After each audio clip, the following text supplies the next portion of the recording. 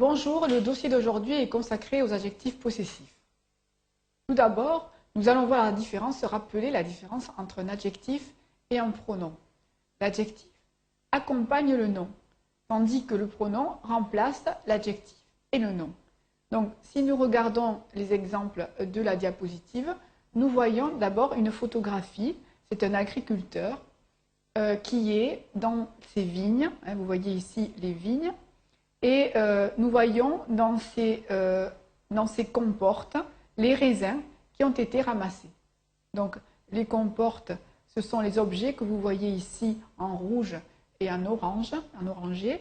Et les raisins, ce sont les fruits que vous trouvez à l'intérieur.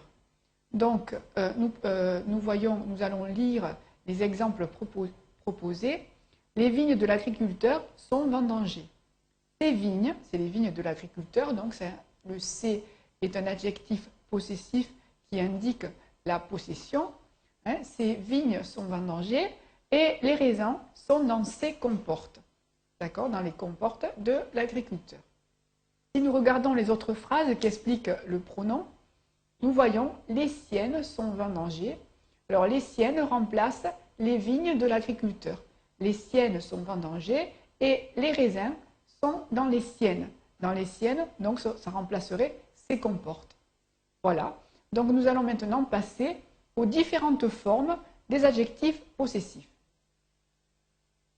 Les adjectifs possessifs s'accordent en genre et en nombre avec le nom et varient selon le possesseur. Donc ils s'accordent, ceci est très important, avec le nom qui se trouve placé à côté d'eux, mais il varie aussi selon le possesseur, comme un verbe. Alors si on regarde le tableau que l'on a sur la diapositive, on voit que la première colonne marque donc le possesseur et varie selon si c'est la première personne, donc c'est moi qui possède, je, tu, il ou elle, nous, vous ou il ou elle au pluriel. Donc si le possesseur parle à la première personne, d'accord, et il a un objet donc, qui est masculin, nous allons avoir mon, par exemple, mon ordinateur. Alors, l'adjectif possessif varie au masculin, au féminin et au pluriel pour les trois premières personnes du singulier. Nous avons chaque fois, selon la personne, le possesseur, trois formes différentes. Mon ordinateur, ma société, mes ordinateurs, mes sociétés. Le pluriel est commun pour le masculin et le féminin. Il ne faut pas oublier de faire l'accord et d'ajouter le S. Deuxième personne, donc ton, ta, tes, nous avons ton ordinateur, ta société, tes ordinateurs, tes sociétés. À la troisième personne, pour il ou pour elle, nous aurons son pour le masculin, sa pour le féminin et c'est pour le pluriel.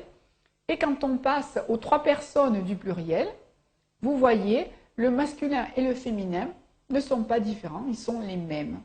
Donc ici, on aurait pu faire une seule colonne pour le masculin et le féminin. Donc nous avons l'adjectif possessif aux trois formes du pluriel varie uniquement selon le singulier et le pluriel de l'objet possédé. Donc nous aurons notre ordinateur et nous aurons aussi notre société. Et au pluriel, nous aurions nos ordinateurs, nos sociétés. Notre donc, est suivi du singulier et nos du pluriel. Pour la deuxième personne du pluriel, nous avons votre et vos. Votre ordinateur, votre société et vos ordinateurs et vos sociétés. Et pour la troisième personne du pluriel, nous avons leur sans S quand il est suivi du nom singulier et leur avec S quand l'objet possédé est pluriel. Nous dirons leur ordinateur au singulier et leurs ordinateurs au pluriel, leur société au singulier et leur société avec un S à la fin au pluriel. Il faut faire attention parce qu'il y a quand même deux petites difficultés dans l'apprentissage des adjectifs possessifs. La première difficulté est une variation. Cette variation est la suivante. Les adjectifs possessifs féminins, matassa, des trois premières personnes du singulier, deviennent mon, ton, son si le nom qui suit commence par une voyelle ou un H muet.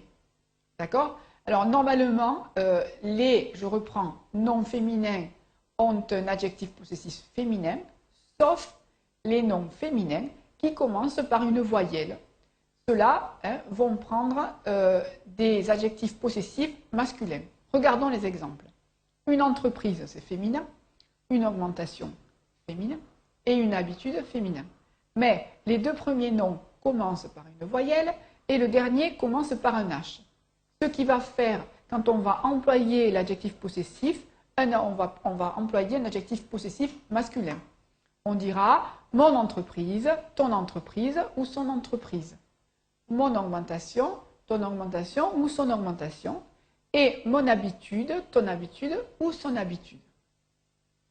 La deuxième difficulté des adjectifs possessifs réside pour les hispanophones dans la traduction de su et de sus.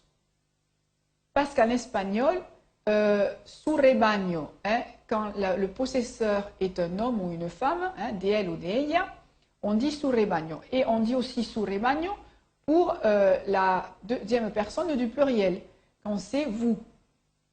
Vous savez que vous se traduit en français, peut traduire usted, ustedes ou vosotros.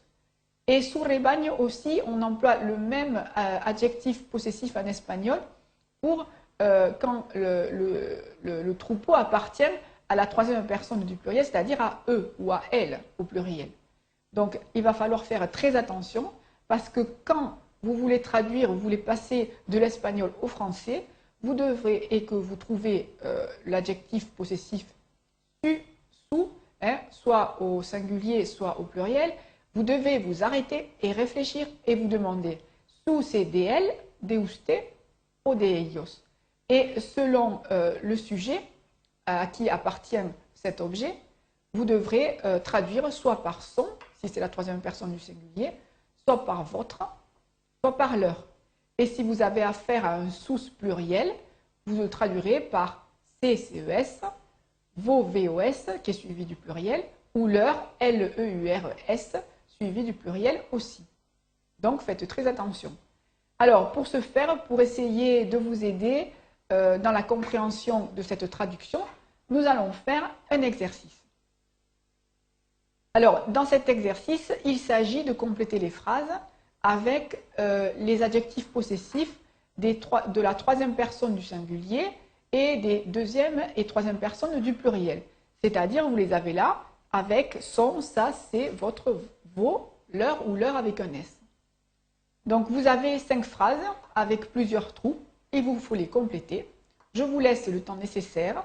Vous pouvez arrêter votre enregistrement, réfléchir tranquillement, mais pour ma part, je dois passer à la correction de ces phrases. Voilà, alors nous allons les analyser.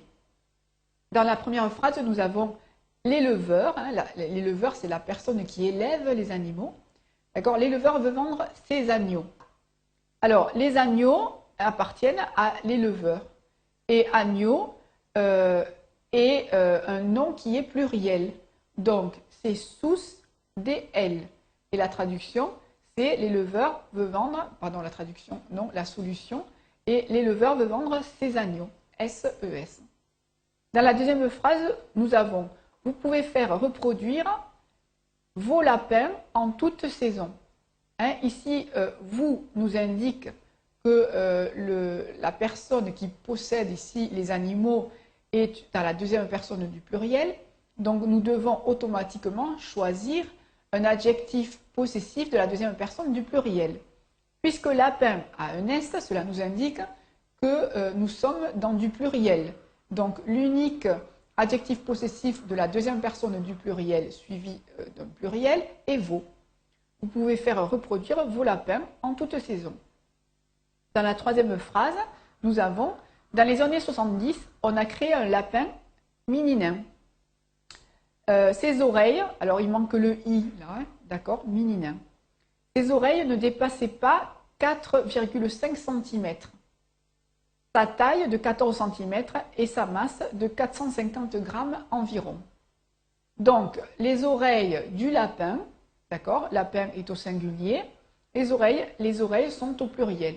Donc, on a affaire ici un adjectif possessif de la troisième personne du singulier et ça fait « ses oreilles ne dépassaient pas 4,5 cm ». Donc ses oreilles, S-E-S.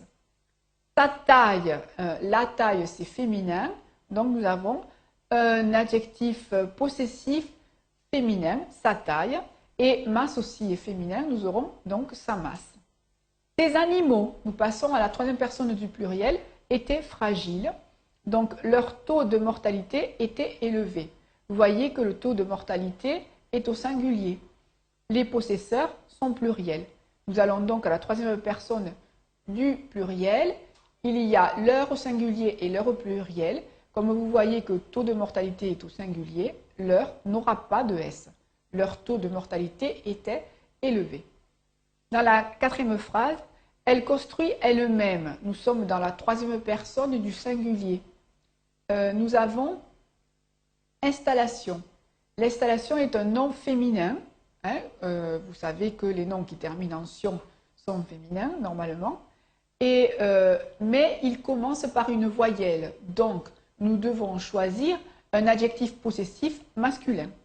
Et nous allons avoir « elle construit elle-même son installation ».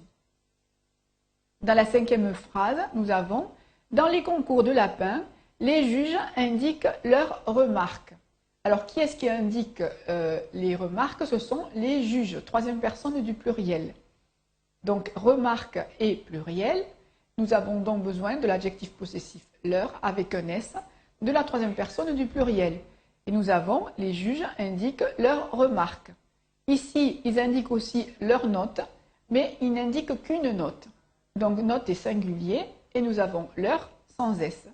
Leur correspond au juge, mais il est sans S puisque le pluriel dépend du nom qui suit, qui est ici au singulier. Donc, nous avons un adjectif possessif singulier.